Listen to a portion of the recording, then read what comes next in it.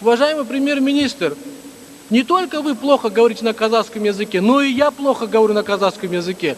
Но я не хочу, чтобы наши потомки так же, как мы с вами, плохо говорим на казахском языке. Давайте уделять этому огромное внимание. Банку развития мы выделяем 15 миллиардов в этом году.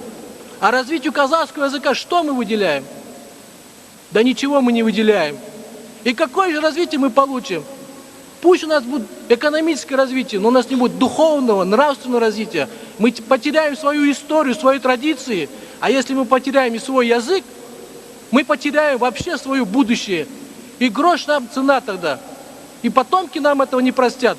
Так же, как и мы сегодня не можем простить нашим предкам за то, что они сотворили с казахским народом и с казахским языком.